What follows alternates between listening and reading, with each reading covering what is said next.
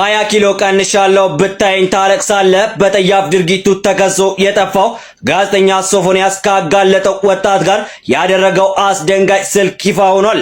ገዳማት ሁሉ ሊቀበሉት እምቢ ብለውት በአንድ ገዳም 6 ወር መቆየቱን የገለጸው ሶፎንያስ ከዛ ቆሻሻ ህይወት እንድወጣ የረዳኝ አንተ ነህ ሲል ለአጋላጩ ምስጋና አቅርቧል። ይህ ያልተጠበቀ ምስጋናና ይቅርታ ግን ሰዎችን እያከራከረ ነው። ፍርዱን በኮሜንት ፍረዱም። ለተጨማሪ መረጃ ፎሎ ማድረግ እንዳይረሳ። ከህይወት የመጨረሻ የሱን ደህንነት ካላወቅኩኝ እዛ ቤት አልገባም። ድንገት ቢመጣብኝ ይገለኛል። ለምን እያወቅኩ ለምን ልሙት? ሰው እንደሆነ ጎረቤትም አያድንሽም። ስለዚህ ህይወቴን እንትን ብል ይሻላል ብዬ ራሴን አድኛለሁ። ለጊዜው ላለመታየት ገኝ ቀጥታ እንደሚገለኝ። ለምንድን ነው እርሶን ሲያይ ህመሙ ነው? ምንድነው አፉ ላይ እናቴ ይለኛል፣ እንደማመጥ ይለኛል። ይሄ ውሸት ነው። በቃ እሱ እኔን ወይ ለመግደል ወይ እሱም ራሱን ለማጥፋት ነው። በቃ የመጣበት ሰይጣን ማለት ነው ላዩ ላይ። ስለዚህ እኔ ራሴን ማምለጤ ትንሽ ይሻላል ብዬ ነው የማስበው። አሁን ሰው ሁሉ የሚለኝ ምንድነው? ራስሽን አድኝ፣ ራስሽን እንትን በይ። በቃ ይሄ ስላለኝ እውነት ነው። እኔ ነኝ ራሴን መጠበቅ ያለብኝ።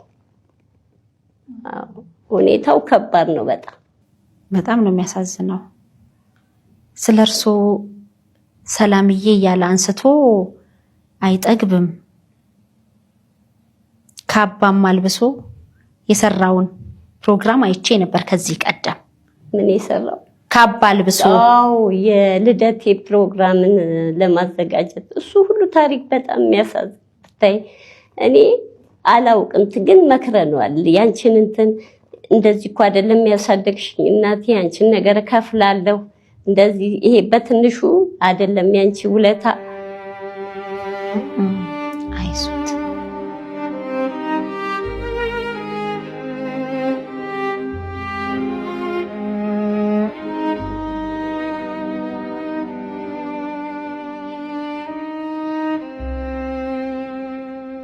ላንቺ የሚከፈልሽ ውለታ እንደዚህ አይደለም። ሐሳቤ ብዙ ነው ከፍርዬሽ እኔም ደስ የሚለኝ እንደዛ ነው ሲለኝ፣ እኔ ደግሞ በእናትነቴ ልጅ እሱን ሁሉ ትተህ ምን አለበት አንተ ራስን ችለህልኝ ትዳር ይዘህልኝ ልጅ ወልደህልኝ ፍሬም ባይ። በቃ ይሄን ነው ሁሌ የምለው።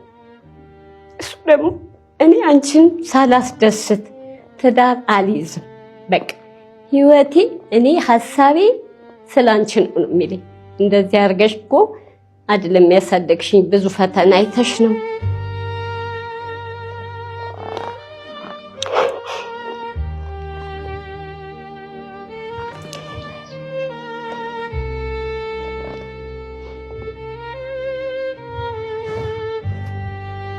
አላባት ነው ያሳደግኩት። የአባቱን ሞተ።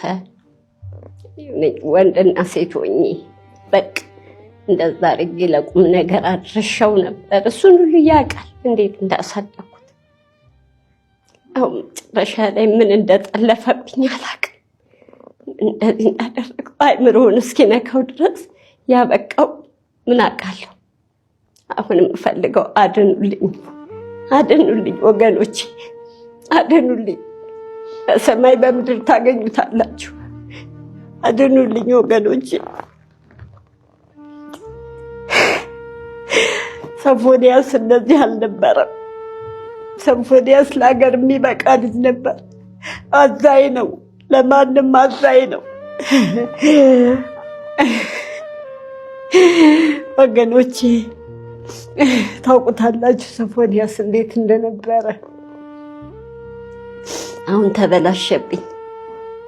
አድኑልኝ ወገኖቼ፣ ከእግዚአብሔር ታገኙታላችሁ። አድኑልኝ ብቻ፣ ይሄን ነው የምለው። በድያቸዋለሁ። ሐናንዬ ይቅር በይኝ እናቴ፣ ፈቲ አባዬ። ይህንን ቪዲዮ ከ100 ሰው በላይ ላከልኝ። በእውነት ልጁ በዚህ ሁኔታ ውስጥ እያለ ቪዲዮ እንዲሰራ ማድረግ ማግባብ አይደለም።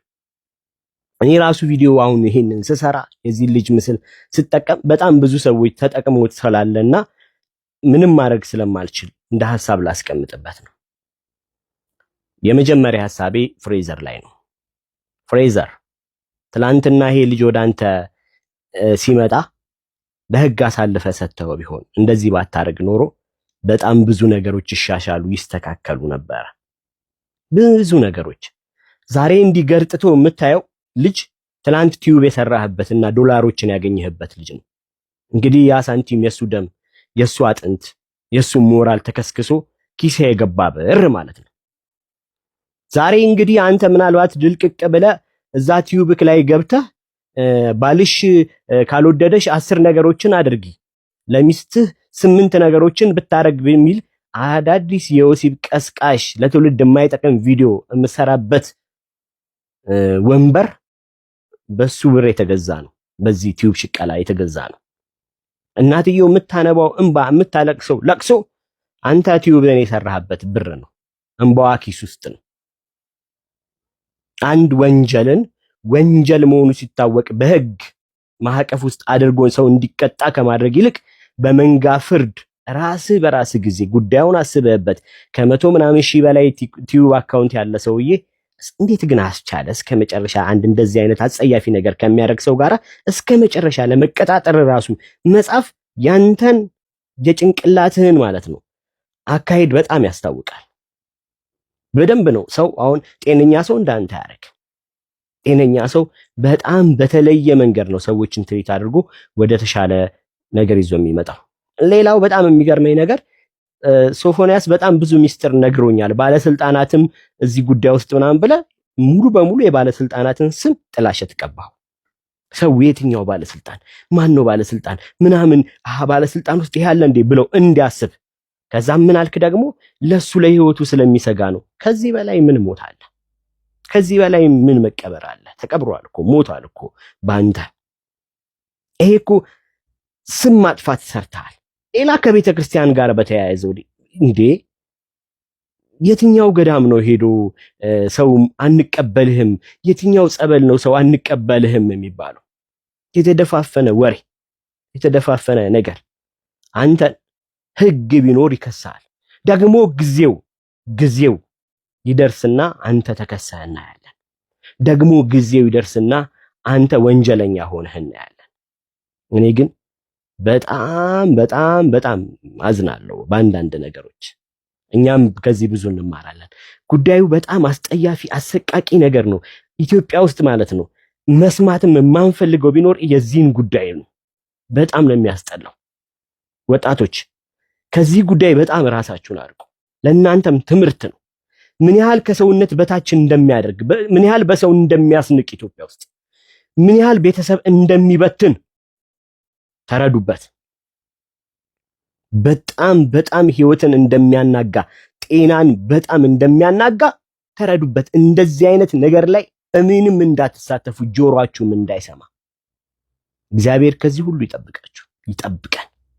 የአብዛኞቻችሁ ዝንባሌ ትክክል ነው። እናንተ አሁን ነገሩን ካያችሁት በኋላ ካጣራችሁት በኋላ አናላይሲስ አድርጋችሁ ምናምን ነው እንትን ያላችሁት። አብዛኞቹ ለምን እንደዛ አላደረገም፣ ለህግ ለምን አልሰጠም፣ እሱ ራሱ እንደዛ ነው ምናምን። የአንዳንዶቻችሁ ታስቁኛላችሁ። አንዳንድ ሰዎች ያው ከሰው የሚጠበቅ ነው። በነገራችን ላይ ከባለቤቱ በላይ ያወቀ ምን ባልተረታ ራሴን እኔ የማውቀው ራሴ ነው። እዚህ ቆሻሻ ህይወት እንድወጣ ወደ ትክክለኛ መስመር እንድገባ ምክንያት የሆንከኝ አንተ ነህ። አንተ በዛ ደረጃ ጉዳዩን ባታራግበው ኖሮ እኔም እንደዚህ ባልሆንኩ ነበረ። ከኔ በላይ ልወቅልህ ስትሉኝ ሁሉ እያያችሁ ነበረ። በጣም ታዝቤያለሁ በጊዜው። ያው ያጋጣሚ ጉዳዩን ወይም እስር ቤት ላይ ስለነበርኩኝ ታስሬ በቁጥጥር ስር ስለነበርኩ ሚዲያው ላይ ምን እንደሚወራ ማውቀው ነገር የለም። ይሄ ነገር በተፈጠረ በሁለተኛው ቀን በሶስተኛው ቀን ታስሬያለሁ።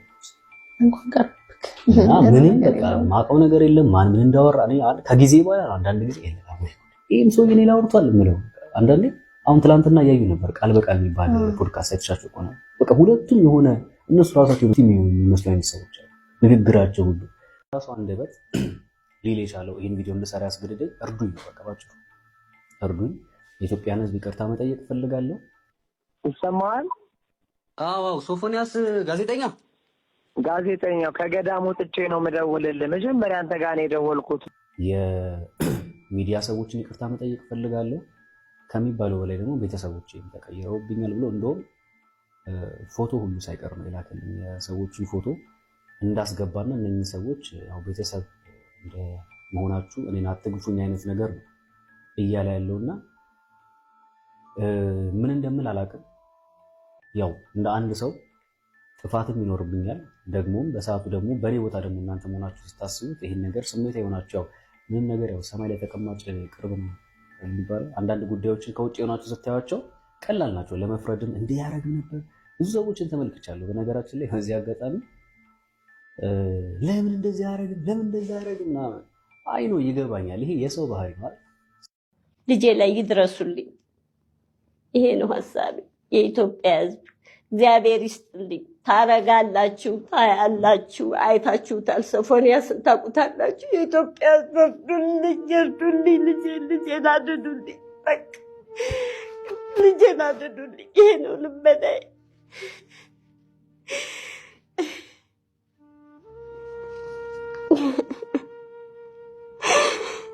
እንዴት አድርጌ ልናገር? እንዴት አድርጌ ልፋቴ ከንቱ ሆነ? አሳድጌው ሁሉም ያውቃል፣ የ4 ኪሎ ህዝብ ያውቃል እንዴት አድርጌ እንዳሳደግኩት ልጄን። አንቺስ ምን ታስተላልፊያለሽ? ያው በፌስቡክም ሆነ በተለያየ በቲክቶክም ሆነ የሚያደርገውን እናቴ ሞታለች እንዲህ ምናምን የሚለውን ነገሮች ጠቅላላ ያው አትፍረዱበት። ምክንያቱም ያው ሶፎንያስ ከራሱ ጋር ስላልሆነ ነው። እና የኢትዮጵያ ህዝብ ተረዱን። ያጠፋሻለሁ፣ አንዴ በመጥረቢያ ልሻለሁ ይለኛል፣ አንዴ በቢላ ልሻለሁ ስላለኝ ህይወቴን ማዳን ስለሆነ አምልጬ ወጥቻለሁ። በቃ ጠፍተውቦት ነው እናቴ ተሰወረችብኝ፣ ምን ነው ጨከንሽብኝ የሚል ጽሁፍ የለቀቀው? አዎ በቃ እንደዛ ነው። ጉዳት ሊያደርስቦት ሞክሮ ነበር? ፈርቻው ብሆንም እንደውም በመጥረጊያ እንጨት እኮ እንዲህ አናቴን በጀርባዬ በኩል እንዲህ ሊመታኝ ነበር። ብዬ ነው ሰው የደረሰልኝ። እና ብዙ ነገሮች አጥፍቷል። ቤቱ ወድሟል። እንደገና ዘይት ጥዶ በ2 ብረት ድስት ጥዶ አንተክትኮ ለኔ ነበር ያ ነገር ላይ ሊገለብጥብኝ የታሰበው ማለት ነው። ሰው ደርሶ አጥፍቶት አውርዶ ይቀዝቅዝ ብለው አስቀመጡት። ይሄም መሆን የለበትም፣ ወዲያው መድፋት ነበረባቸው። ይሄ ደግሞ ቶሎ አይመጣልሽም። እና ያው ዘይቱን ቁጭ እንዳለ ነው ምድጃው ላይ።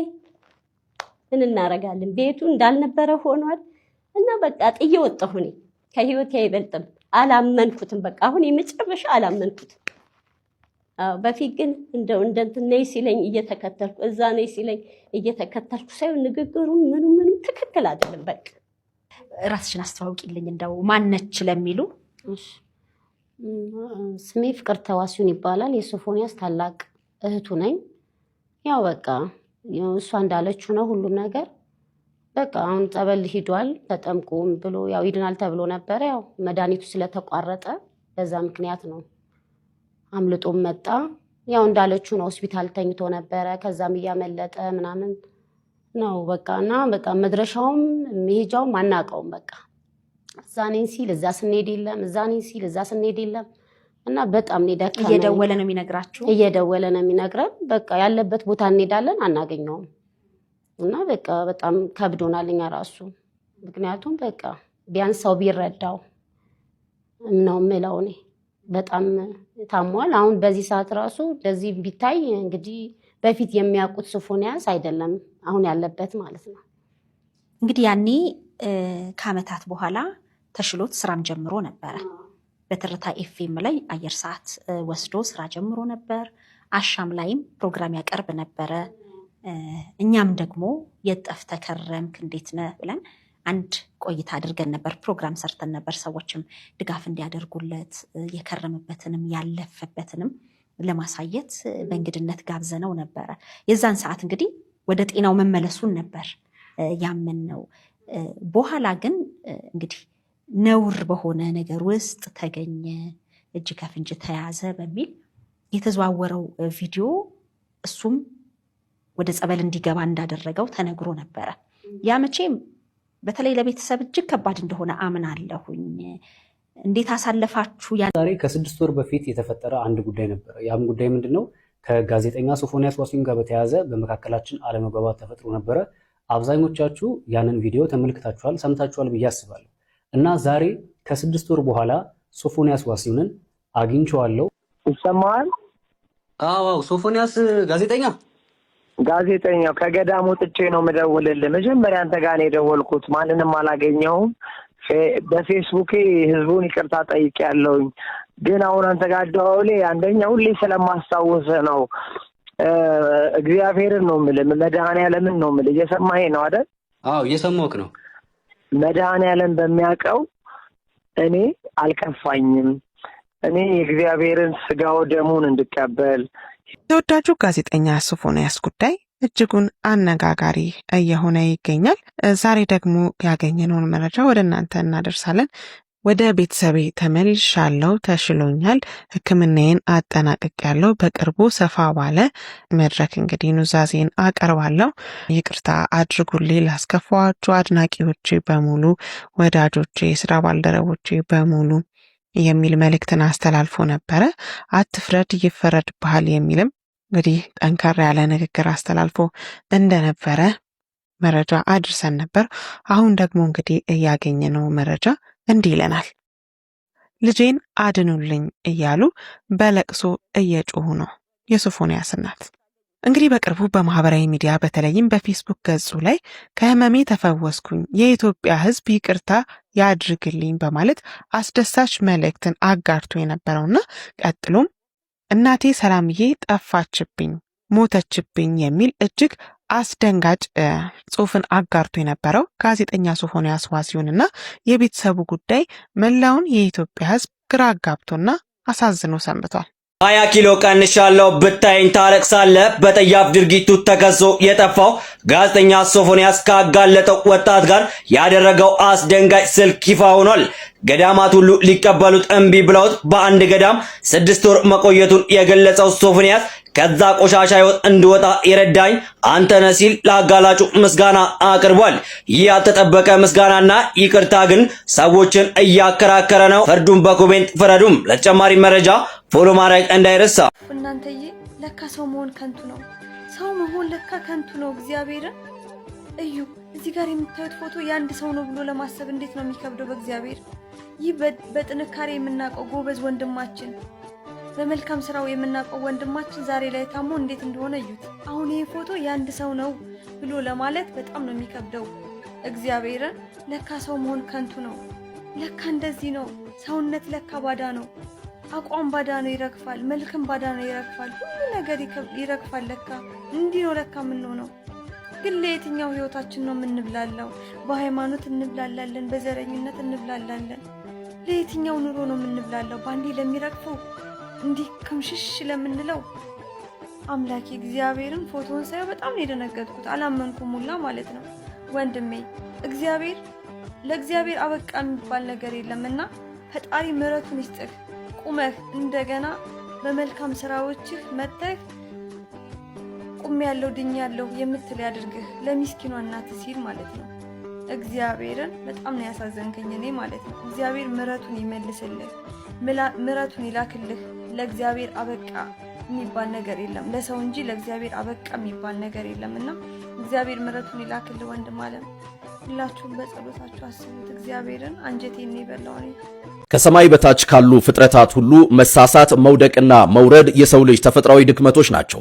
ሁላችንም ከቅድስና ማማ ላይ አልተቀመጥንም። የሁላችንም ሕይወት እንከን የለሽ አይደለም። ልዩነቱ ግን የኛ ጉድፍ በፈጣሪ ቸርነት ተሸፍኖ በሰው ፊት ሞገስ አግኝተን መሄዳችን ብቻ ነው። ነገር ግን በሀበሻ ምድር የአንዱ ስህተት አደባባይ ሲወጣ ያ የተሸፈነው የራሳችን ጉድፍ ተረስቶ ድንጋይ ለማንሳት የምንፈጥነው ፍጥነት እጅግ የሚያስደነግጥ ነው። አንዴ ስህተት ውስጥ የወደቀን ሰው ተረጋግቶና አረጋግቶ እጅን ዘርግቶ ና ላንሳ የሚል የለም። ይልቁኑ አንዴ ጥርስ ውስጥ ከገባ የመጨረሻ እጣ ፈንታ መደቆስ ይሆናል። ከላይ አይተን ይሰቀል የምንል በመንጋ አስበን በመንጋ የምንፈርደው እኛ የይቅርታንና የማስተዋልን መንገድ ከመርሳት ደረጃ ላይ ደርሰናል። ባለፉት ወራት መነጋገሪያ የነበረው የጋዜጠኛ ሶፎንያስ ታሪክ የዚሁ ማህበራዊ በሽታችን ማሳያ ነበር። አቅጣጫ በሳተበት ወቅት የወረደበት እርግማን፣ የተወረወረበት የቃላት ጅራፍ ቀላል አልነበረም። ይባስ ብሎ የአእምሮ መታወክ ደርሶበት መንፈሳዊ ሕክምና ፍለጋ ወደ ጸበልና ገዳባት ለመጠጋት ሲሞክር እንኳ በጉያቸው ሊሸሽጉትና ሊያክሙት ፈቃደኛ የሆኑት እጅግ በጣም ጥቂቶች ነበሩ። እቅፍ አድርጎ ሊመልሰው የሚገባው ማህበረሰብ በሩን ክርችም አድርጎ ዘጋበት። ከ6 ወራት የገዳም ቆይታ በኋላ ያ ድሮ በቲቪ መስኮት ስናውቀው ያንጸባርቅ የነበረው ፊቱ ምጥጥ ብሎ ሰውነቱ ተጨማዶና እጅግ ከሲታ ሆኖ ብቅ አለ። ይህ ገጽታው የሰውነት መክሳት ብቻ ሳይሆን በጥፋተኝነት ስሜት የተሰበረ ስብዕናና የመንጋው ፍርድ ያሳረፈበት ከባድ ጠባሳ ነጸብራቅ ነበር። በጸጸት እየተንገበገበ ከልቡ ይቅርታንም ጠይቋል። ከሶፎንያስ ሕይወት የምንማረው ትልቅ ቁም ነገር አለ። ስህተት የሰው ይቅርታ የፈጣሪ ነው። ማንም ከኃጢአት የጸዳ የለም። የሰው ልጅ የሸክላ ዕቃ ነው። ሊሰበር ይችላል። ሰባሪ መሆን ሳይሆን ጠጋይ መሆን የሁላችንም መገለጫ ሊሆን ይገባል። አንድ ድንገት ሕይወቱ የጨለመበትን ሰው ስናገኝ በጩኸትና በወከባ ጨምረን ከማስደንበርና ከመርገም ይልቅ ቆም ብሎ ማስተዋልና ለሰዎች የማገገሚያ እድል መስጠት ይገባል። ርህራሄ የጥሩ አማኝነት መገለጫ ነው። እውነተኛ መንፈሳዊነት የታመመን ማከም፣ የጠፋን መፈለግ እንጂ የተሰበረውን ጨርሶ ማድቀቅ አይደለም። በመጨረሻም አዎ ሶፎንያስ እጅግ ሰቅጣጭ ወንጀል ውስጥ ነበር፣ ግን አሁን ቅጣቱን ተቀብሏል። ይቅርታውን እንቀበል፣ በምንችለው ሁሉ እናግዘው፣ እንዲያገግም እጎኑ እንሆንለት እላለው ይላል ቢላል መንግስቴ የጠቢባኑ ልጅ። የኔም ሐሳብ ነው። የእናንተስ ሐሳብ ምንድነው? አካፍሉኝ። መልካም ጊዜ። ባለቤቴ ከዚህ በላይ ከስቶ እስከ መጨረሻ ስሙት። ባለቤቴ ሶፎንያስ ከሳ የምትሉት እናንተ ሚዲያ ላይ ስለምታውቁት ነው እንጂ ይሄን ያህል በኔ ባልክ አልከሳም። ባለቤቴ በጣም ወፍራም 38 የሚለብስ ሳይዝ የጂንስ ሳይዝ 38 የሚለብስ ወደ 30 ገብቶ ለ7 ወር እስር ቤት ነበርና በጣም ከሳ፣ ተጎሳቆለ። ሰውነቱ ስጋው ካጥንቱ ላይ ተፍቆ ወረደ። ባጥንቱ ነው ኢትዮጵያ የገባው። የሚገርማችሁ እኔ እና እሱ አብረን እየሄድን ባሌ ማን እንደሆነና የት እንደሆነ ሲጠይቁኝ ነበር።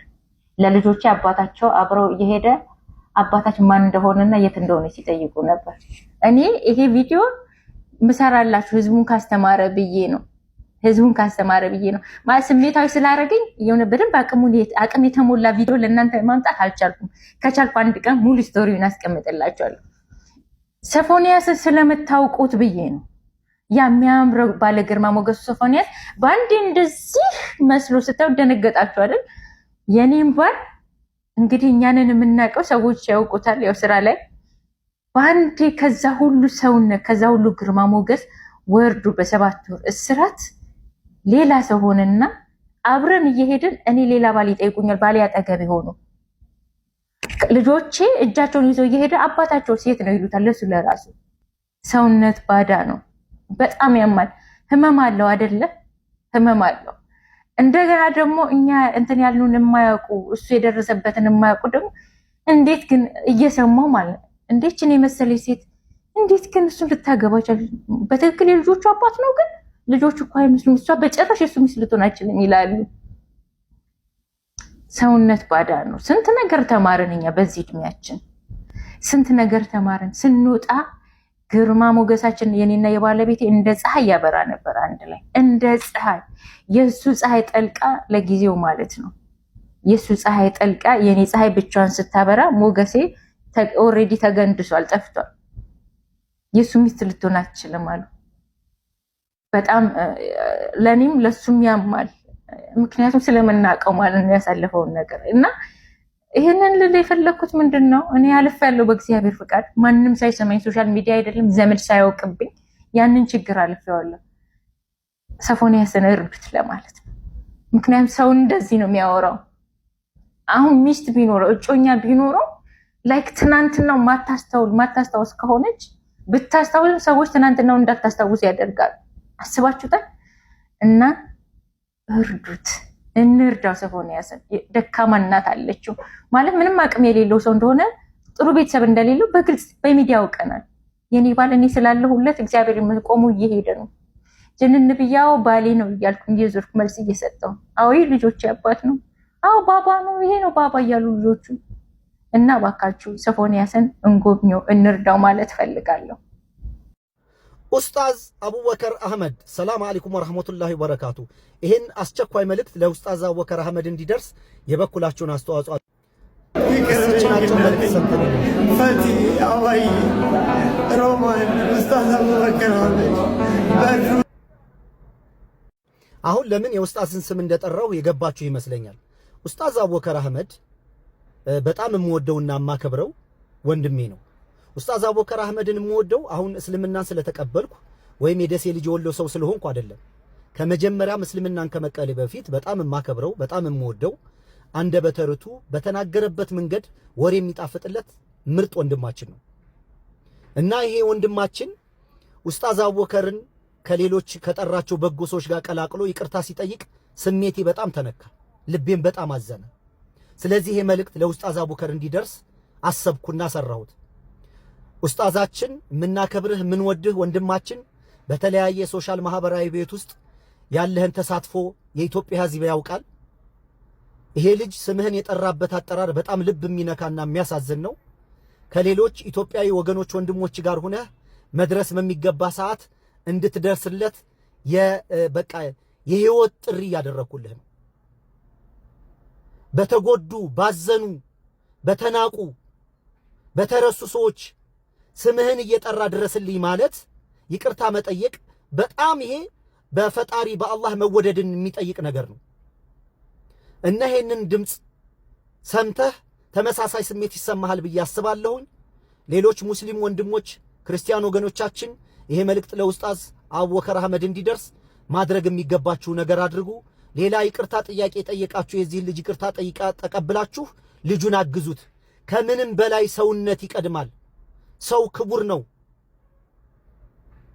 ከሰውነት ጋር የሚለካካ ነገር የለም። ይሄ ወንድማችንን አያችሁ፣ አንዳንድ ሃይማኖተኞችን ይቅርታ ይጠይቃል። አንዳንድ ሃይማኖተኞች ደግሞ ክፉ ሃይማኖት ደግሞ አሳደው ለዚህ ደረጃ አድርሰውታል። የአብዛኞቻችን ሃይማኖተኛች ልቦች ጨካኝ ነው። ይሄ ልጅ አሳዶ ደብድቦ ለእንደዚህ አይነት መከራ ስቃይ ሰቀቀን ውስጥ የከተተው አጉል እንመጻደቃለን ያሉ ሃይማኖተኞች ናቸው። ከነ ችግሩ ከነ ኃጢያቱ ተቀብሎ ያዘነለት ያቀፈው ሰው የለም። ማን እንዳቀፈው ማን እንዳዘነለት እያሳየ ነው። አሁን እናንተ ስማችሁ ተጠርቶ በዚህ ወንድም ይቅርታ የተጠየቃችሁ ሰዎች በሙሉ ከኡስታዝ አቡበከር አህመድ ጋር ተሳትፋችሁ የዚህ ልጅ ህይወት ታደጉ አደራችሁን እላለሁኝ። አሰላሙ አለይኩም ወራህመቱላሂ ወበረካቱ። መልካም ጋዜጠኛ ሶፎንያስ ብዙ ነገር እየተባለ ይገኛል። ነገር ግን እንደዚህ በዚህ ሁኔታ ውስጥ ባለበት ሰዓት ቪዲዮ ቀርጸው የሚለቁ ሰዎች ሊጠነቀቁና ከዚህ ድርጊታቸው ሊቆጠቡ ይገባል። ይህ ሰው በሕክምና ላይ ያለ እሱን ቪዲዮ ቀርጾ መልቀቅ ምን የሚሉት ነገር ነው? እንደውም ደግሞ በህግም የሚያስጠይቅ ነው። የታማሚውን መብቶችም የሚጋፋ ነው። ይሄ ሰው ቀደም ብሎ እንደዚህ ነበር። ነገር ግን በአንድም ሆነ በሌላ ምክንያት አሁን ላይ በዚህ እጅግ አሳዛኝ በሆነ ሁኔታ ውስጥ ይገኛል። ማንም ሰው የቆመ ቢመስለው እንዳይወድቅ ይጠንቀቅ እንዲል መጽሐፉ ሁላችን ታዲያ በተለይም ደግሞ በቅርቡ ሆነን የዚህ ልጅ ወደ ሚዲያ እንዲመጣ የተለያዩ ቪዲዮዎችን እየቀረጽን የምንለቅ ሰዎችም ቆም ብለን ብናስብ መልካም ነው ላለው ይሄ ወንድማችንም ታዲያ ተሽሎትና ጤነኛ ሆኖ ከብዙ ችግሮቹ አገግሞ እናቱ ለቤተሰቡ የሚመለስበት ጊዜ እንዲቀርብ መልካም ምኞቴንም እገልጻለሁ። የሰው አፍ ክፉ ነው፣ ያደርቃልም ያለመልማል። አንዴ ሁላችንም ይህን ቪዲዮ አይተን እንመለሳለን። በደንብ አድርጋችሁ ኮፒ ሊንክ በማድረግ ተባበሩኝ። ቀጥታ ወደ ቪዲዮ በድያችኋለሁ። ፋናንዬ ይቅር በይኝ እናቴ። ፈቲ አዋይ ሮማን ኡስታዝ አቡበከር አህመድ በድሩዜ ኡስታዝ ሙሉ ቱርኪ አንገታችሁን አስደፍጫችኋለሁ። ይቅር በሉ ይቅር በሉ። አይዞ በቃ ራሱን ሸሽጎ እንደቆየ ሁላችሁም ታውቃላችሁ። በማህበራዊ ሚዲያ ይቅርታ ጠይቆ የኢትዮጵያን ሕዝብ እጅግ በጣም አሳዝኛለሁ ብሎም በተለያዩ ማህበራዊ ሚዲያ ላይ እንደተናገረ ሁላችሁም ሰምታችኋል። የኢትዮጵያ ሕዝብ እምነቱ የጸና ለይቅርታም ደግሞ እጅግ በጣም ልቡ የሳሳ ማህበረሰብ ነው። ከተገለለበት ማህበረሰብ ወጥቶ በይቅርታ ወደ ማህበረሰቡ ቢቀላቀል መልካም ይመስለኛል። ተመልካቾች እናንተስ ምን ትላላችሁ? ሐሳቦቻችሁን በኮሜንት መስጫው ስር አስቀምጡልን። በአሙሌር በጎ አድራጎት ድርጅት አምባሳደር አድርጋችሁ ሾማችሁ በድያችኋለሁ። ፋናንዬ ይቅር በይኝ እናቴ። ፈቲ አዋይ ሮማን ኡስታዝ አቡበከር አህመድ በድሩ ሁሴን ኡስታዝ ሙሉ ቱርኪ አንገታችሁን አስደፍጫችኋለሁ። ይቅር በሉ ይቅር በሉ። አይዞ በቃ አያድርገውና ይሄ ሰው ራሱን ቢያጠፋ ምን ልንል ነው? እሰይ ተገላገለን። ሀገራችንን በሰይጣን ስራ ሊያጥለቀልቃት ነበረ፣ እሰይ ሞተ ልንል ነው? ወይንስ ደግሞ አይ ምናልባት እኮ መለወጥ ፈልጎ ሊሆን ይችላል፣ ከዚህ ነገር ሊወጣ ፈልጎ ይሆናል፣ መንገድ አጣ እንጂ ሰው አጣ እንጂ ከዚህ ነገር መውጣት ፈልጎ ሊሆን ይችላል ብለን ልናዝን ነው? አሁን ሳስበው በጣም እያዘንኩኝ ነው ያለሁት። ምናልባት በዚህ ሰው ላይ ፈርጄ ከሆነ ይህንን ነገር ለመቃወም ብዬ በዚህ ሰው ነፍስ ላይ ፈርጄ ከሆነ እግዚአብሔር ይቅር ይበለኝ። የኔ ፍላጎት አንድና አንድ ነገር ብቻ ነው። እሱም ምንድን ነው? በሃይማኖት ስም፣ በፖለቲካ ስም፣ በማህበራዊ ስም፣ በሶሻል ሚዲያ ስም ብቻ በተለያዩ ነገሮች ኢትዮጵያ ውስጥ የሚደረጉ መጥፎ ነገሮችን፣ ሰይጣናዊ ነገሮችን፣ የተበላሹ ነገሮችን ብቻ ከባህልና ከእምነት የወጡ ነገሮችን የሚያደርጉትን ሰዎች መቃወምና መቃወም ብቻ ነው። ከዛ ያለፈ በማንም ሰው ላይ መፍረድ፣ የማንንም ሰው ሲኦል መግባት፣ የማንንም ሰው መታሰር፣ የማንንም ሰው ራስን ማጥፋት የምደግፍ በሱም ደስ የሚለኝ ሰው አይደለሁም። ይሄ ሰው የእውነትም ምናልባት መንፈስ መርቶት ምናልባት በመንፈስ ተይዞ በዚህ ነገር ውስጥ ሊሆን ይችላልና ከዚህ መንፈስ የሚወጣበት መንገድ ካለ ይህንን መንገድ የሚፈልግ ከሆነ ከኔ በላይ የእሱን ከዚህ ነገር መውጣት የሚደግፍና ከጎኑ የሚሆን ማንም አይኖርም። እርግጠኛ ሆኜ ነው የምናገረው። ነገር ግን ይህንን ነገር አምኖበት የሚሰራ ከሆነ በመንፈስ ተመርቶ ሳይሆን በራሱ ተመርቶ በራሱ ፍላጎት ይህንን ነገር የሚያደርግና በጸበል የሚያሳብብ ከሆነ አሁንም ደግሜ እላለሁ ይህንን ነገር ከኔ በላይ የሚቃወመው ማንም አይኖርም። ብቻ እንድትረዱ የምፈልገው የዚህን ሰው መጎዳት፣ የዚህ ሰው መታሰር፣ የዚህን ሰው መሞት ማንም የሚፈልግ ያለ አይመስለኝም። ምናልባት መጥፎ አስተሳሰብ ካለንና የሴጣን ወገን ካልሆነን በስተቀር ይህንን የሚመኝ ሰው አይኖርም። ነገር ግን ልክ እንደዛው ኢትዮጵያ ውስጥ ከባህል ያፈነገጡ ከሃይማኖት ያፈነገጡ ቆሻሻና ሰይጣናዊ ነገሮችን የሚደግፍም ልክ እንደዛው ያለ አይመስለኝም ከአንዳንድ ሰው በስተቀር ማለት ነው። ስለዚህ ሳጠቃለል ምን ለማለት ፈልጌ ነው፣ የዚህ ሰው ነገር በደንብ ተጣርቶ በዚህ ነገር ውስጥ የሚገኝ ከሆነና ከዚህ ነገር መውጣት የሚችልበት መንገድ ካለ ሁላችንም ተባብረን፣ እሱም ብቻ አይደለም ልክ እንደሱ ብዙ ሰዎች አሉ ብዬ አስባለሁ። በየቤቱ ታሪካቸው ያልተነገረ ታሪካቸው ያልወጣ እነዚህን ሰዎች መርዳት አለብን ብዬ አስባለሁ ከዚህ ነገር እንዲወጡ። ስለዚህ ነገርም የሆነ ነገር እንደ ሀገር ሊሰጥ ይገባል ብዬ አስባለሁ። ትምህርት ሊሆን ይችላል፣ በሳይኮሎጂ፣ በቤተ እምነት፣ በተለያዩ ቦታዎች ስለዚህ ነገር መማርና ከአሁኑ ቅድመ ዝግጅት ማድረግ አለብን ብዬ አስባለሁ። ይሄ ነገር ከእጅ ከወጣ የምር በጣም አደገኛ ስለሆነ ልንቆጣጠረው የምንችለው ነገር አይደለም። ነገር ግን ከዚህ በተቃራኒ ይሄንን ነገር ዓላማ አድርገው ይሄንን ነገር እንደ ግብ አስቀምጠው በሀገራችን ልክ እንደ ውጭዎቹ አዲስ ነገር ሊያለማምዱን እንደዚህ አይነት ሰይጣናዊና ቆሻሻ ነገር በሀገራችንም ሊያለማምዱንና እንደ ኖርማል ነገር እንድናየው ዓላማና ግብ ካላቸው ግን ሁላችንም በአንድነት ቆመን ልንታገለው ይገባል። ይሄ ጉዳይ ሰዎች ላይ ስለመፍረድ አይደለም። ይሄ ጉዳይ እንትና እንዲታሰር፣ እንትና እንዲገደል፣ እንትና እንደዚህ እንዲደረግ አይደለም። ይሄ ጉዳይ ሀገራዊና ሰዋዊ ጉዳይ ነው ብዬ አስባለሁ። እናቱን በጣም የሚወድ ልጅ ነው። ስለ እናቱ አውርቶ የማይጠግብ ሰው ነው ሶፎንያስ ጋዜጠኛው። ስለ እናቱ አውርቶ የማይጠግብ ሰው። ዲጄ ጃም አልሰማም እንዴ? ስለ እናቱ አውርቶ የማይጠግብ ሰው፣ እሱ ላይ ያለው መንፈስ በጣም እርኩስ ነው። እናቱን በዘይት ሊቀቅላት ነበር። እግዚአብሔር አምላክ እናትየውን አትርፎ፣ እናትየውን ትፈራለች ከሱ ጋር መሆን እየወደደችው፣ እባካችሁ ልጄን አድኑልኝ እያለች ነውና እባካችሁ የምትችሉ ሰዎች ይህን ሰው አድኑት። ይሄ ሰው የገባበት ነገር በጣም ከባድ፣ በጣም ነው ያሳዘነኝ። እግዚአብሔር ምስክሬ በጣም አሳዝኖኛልና እንግዲህ ጸሎት አድርጉለት፣ አብራችሁት ሁኑት፣ በምትችሉት ነገር አግዙት። ክስት ብሎ አፈር መስሏል እና ምን ማድረግ እንደምንችል ጸሎት ነው። ቤተሰብ ትልቁ ይሄን ማድረግ የሚችለው አምላክ፣ ከዚህ ነገር ማውጣት የሚችለው ከዚህ ርኩስ መንፈስ ማውጣት የሚችለው እግዚአብሔር ብቻ፣ የሰው ልጅ አይደለምና ያቺ እንደዛ የሚንሰፈሰፍላት እናቱ፣ እኔ ብዙ ቦታ ላይ ብታዩ ጋዜጠኛ ሶፎንያስ ስለ እናቱ ነበር የሚያወራው። ግቡና እኔ ሾርት ሚሞሪ አይደለም እና ያ መንፈስ እናቱን ሊያጠፋበት ነው የተነሳውና እንግዲህ እግዚአብሔር ይሁናችሁ፣ ከዚህ ነገር ይጠብቃችሁ፣ ከዚህ ነገር ይሁናችሁ። መቅዲዬ በጣም ስለነ ጃኒ ጉዳይ አንገብግቦሻል። አዲስ አካውንት ነው የከፈትሽው። ምን ሆነሽ ነው? ማንም አልደረሰብሽ። እንደ ቅንቅን ከቅድም ጀምሮ እየጻፍሽልኝ ነው። እና ፕራንክ ቢያደርጉ ምን ችግር አለ? ምን ችግር አለው? አሁን ወንድማችን አዶናይና ጃኒ በፕራንክ ነው ያደረግናችሁ እኛ ቀለበት አደረግን ቢሉ ምንድነው ችግሩ?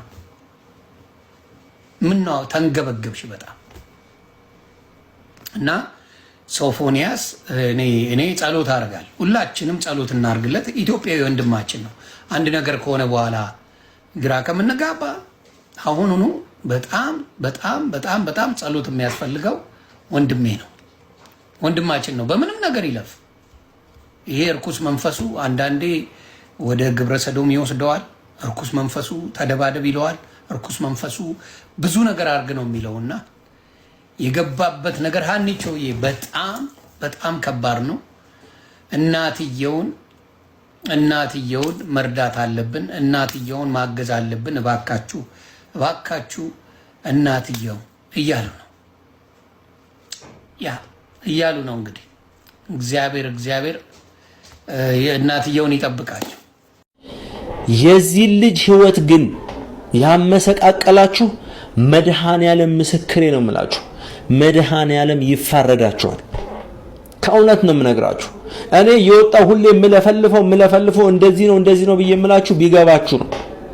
ነገር ግን በጣም ክፉ ልብ ያለን ማህበረሰቦች ሆነና በጣም ክፉ ልብ ያለን ህዝቦች ሆነ ምን እንደነካ ምን እንደለከፈን አይታወቅም። እውነት በመሰረቱ እሱ ባልተረጋጋበት ሁኔታ እንኳን ቪዲዮ እየለቀቃችሁ ፖስት ማድረግ አይገባችሁም ነበረ። ምናልባት እሱ ውስጡ ላይ የከበደው ለማን ልንገረው ብናገረው ይቀለኛል ብሎ አስቦ ሊሆን ይችላል። ነገር ግን ራሱን እኮ ያልሆነ ሰው ነው፣ ልትረዱ ይገባል። ራሱን እኮ አይደለም ልጁ ታይዟል እኮ ራሱን አይደለም።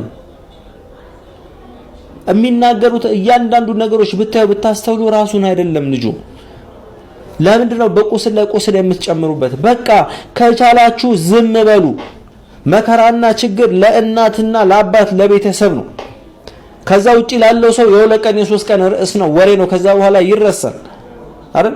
ከዚህ በፊት እኮ የምናውቀው ነው። ከወራቶች በፊት የሆነውን የተፈጸመውን ነገር ረስተን ከእንደገና እንደ አዲስ ተመልሻለሁ ብሎ ሲቀሰቀስ ነው አይደል መልሰን እኛም እንትን ያልነው። ስለዚህ እኔ ምክሬ እንደዚህ አይነት ነገር የሚስተካከለው አይውላችሁ አሁንም ቢሆን በጸበልና በጸበል ነው።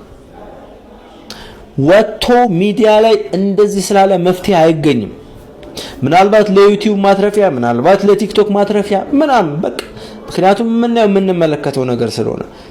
ግን እውነት ይህንን ያደረጋችሁ ከኋላ ያለውን አሰራሪ ከኋላ ያለውን ሴራ ብዙዎቻችሁ ስለማይገባችሁ ስለማትረዱት እንዲህ ነው ልላችሁ አልችልም። ስላልደረሰባችሁ ሲደርስባችሁ ግን ትረዱታላችሁ። ምን ያህል ውጊያው ከባድ ነው። ምን ያህል ቆሻሻ ህይወት ዛሬ ላይ ብዙዎች ወጣቶች የማይፈልጉበትን ህይወት እንዲኖሩ ከሚያደርጉባቸው ነገሮች አንዱ የሰዎች ክፉ አሰራር ነው። ዝሙታዊ መሆን አይፈልግም ሰውየው፣ ዝሙታዊ ያደርገዋል። ሴቷ ዝሙታዊ መሆን አትፈልግም፣ የዝሙት መንፈስ እየላኩ ዘማ ያደርጓታል። በጣም ያሳዝናል። ምን ያህል ደመወዙን ሳይቀር ይወላችሁ እንደመጠጠው ምን ያህል ያን መልካም ውበት ያለው መልካም ሐሳብ መልካም አስተሳሰብ የነበረው ልጅ እንዴት አድርጎ በመናፍስቱ ዓለም ውጊያ ይወላችሁ እንዴት እንዳደረጉት ማለት ነው። ከኋላ ያልተረዳችሁት ነገር አለ። እግዚአብሔር ይድረስለት። እውነቴን ነው የምነግራችሁ። በተለይ ከዚህ ከሚዲያው የሚርቅበትን መንገድ እግዚአብሔር እንደው ያመቻችለት፣ ወደ ጤናው ይመልሰው። የኢትዮጵያ ሕዝብ የዋ ነው ምንም አያውቅም ብላችሁ የምታረጉን ነገር በጣም ያናድዳል።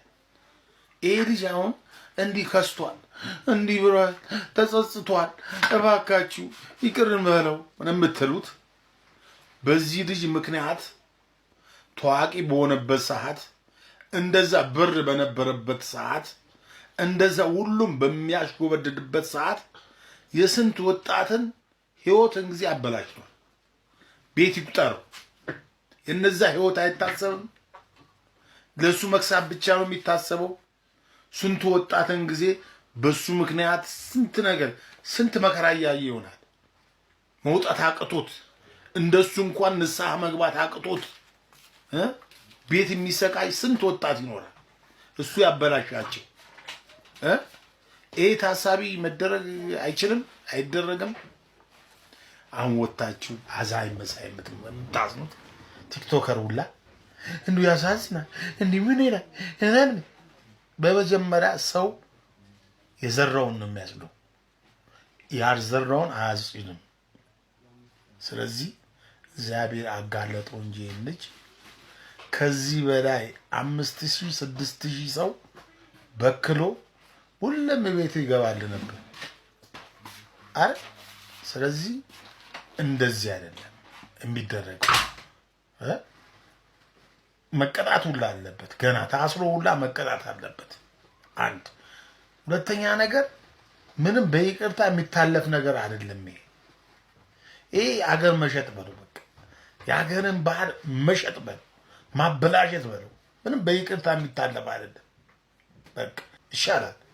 እንግዲህ በሱ ምክንያት ስንት ሰው ራሱን የሚያጠፋ ሰው ይኖር ይችላል ተበላሽቶ። ስለዚህ እንደ ቀላል አንየው ወንድሜ። ይቅርታ ምናምን የምትሉት ነገር እኔ አልተመቸኝም። አመሰግናለሁ። ሼር እያደረጋችሁ አድርሱላችሁ።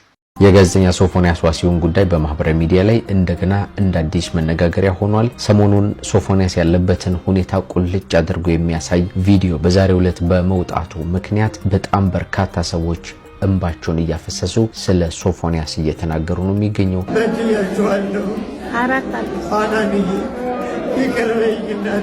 ምንድነው ጉዳዩን እንደ አዲስ መነጋገር ያደረገው ነገር? ሶፎንያስ ያለበት አሳዛኝ የተባለው ክስተትና ብዙ ሰዎችንም ያስለቀሰው ቪዲዮ ምንድነው?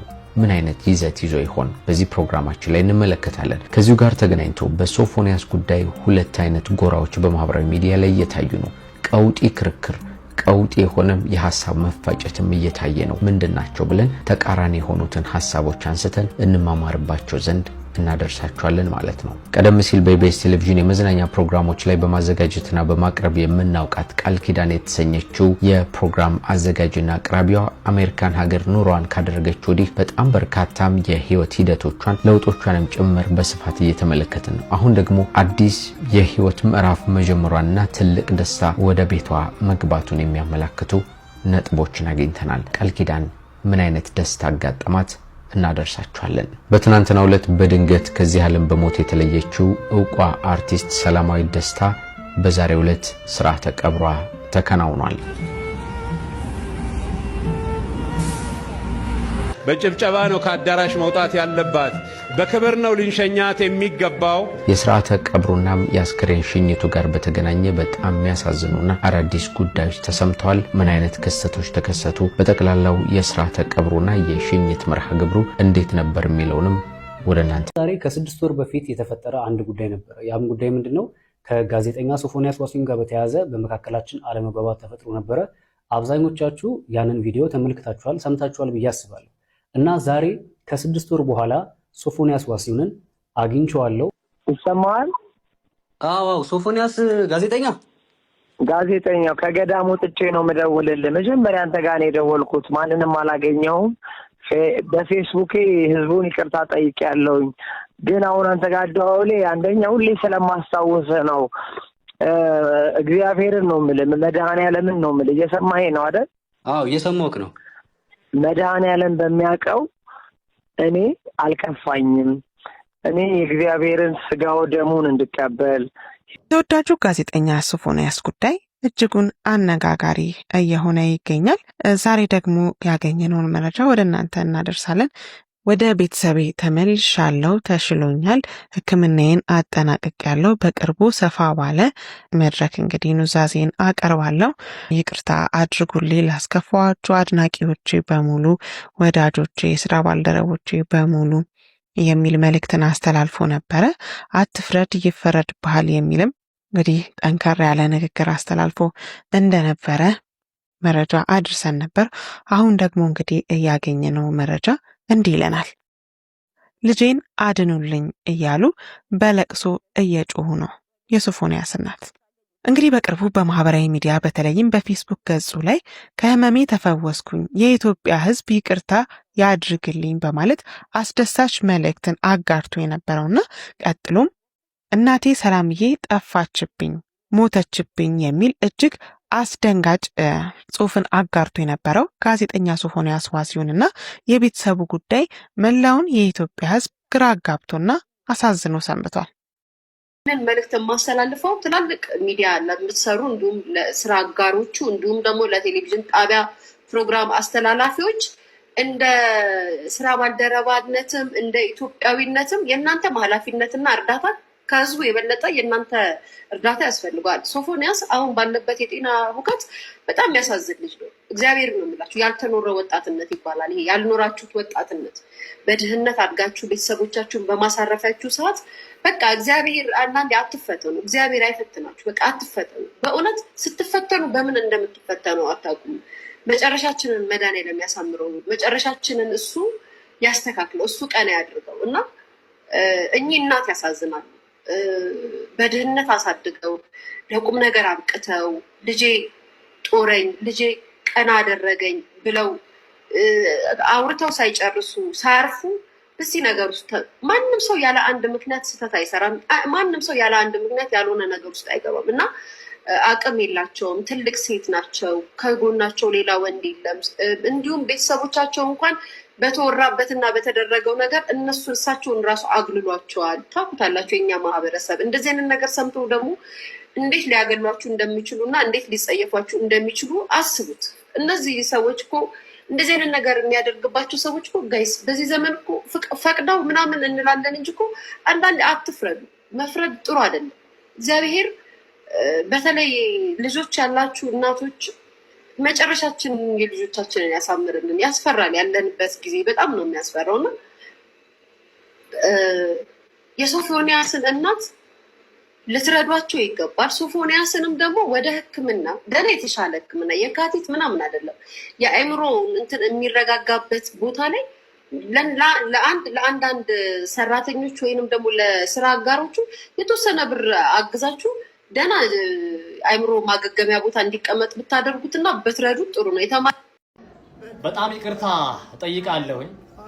ድርጊቱን ያኔ እኔም እንዳንድ ሀሳቡን እንደሚያካፍል ሰው ስለተጋራሁት ነው። እንዳልኳችሁ ድርጊቱ ጸያፍም የሰብአዊም የክርስቲያናዊም ነገር ነው። ነገር ግን አንድ ሰው ሙሉ ጤናማ ሆኖ ይሄንን ጸያፍ ወይም ደግሞ አሉታዊ ነገር ነው ብለን የበየነውን ነገር ተፈጥሮም የማይፈቅደውን ሃይማኖት የማይፈቅደውን ማህበረሰባዊ ሴትም የማይፈቅደውን ነገር ስንኮንን ነበረ። ትክክል ነው። አሁንም አቋማችን ያው ነው። ነገር ግን አንድ ሰው ጤናማ ሆኖ እያወቀ ሲተገብረውና አእምሮ ተነስቶት ጤናማ የሆነ ሁኔታ ውስጥ ሆኖ ሲተገብረው በጣም ይለያያል። አሁን ያለበት ሁኔታ በጣም አሳዝኖኛል። እውነት ለመናገር ያንን የሰራሁትን ቪዲዮ አውርጄዋለሁ። በሐሳቤ ትክክል ነበርኩ ግን አምናለሁ። ግን ልጁ ትክክል አሁን ላይም ልጁ እየተጎዳ ስለሆነና ምናልባት አሁን ላይ አታክ ከማድረግ ይልቅ ልጁን መደገፍ፣ ሰፖርት ማድረግ፣ ከጎኑ መሆን የተሻለ የልጁን ነገ ማየት እንችላለን ብዬ ሰላምን ነው። መልካም ጤናህን ፈጣሪ ይመልስልህ፣ እግዚአብሔር ይመልስልህ።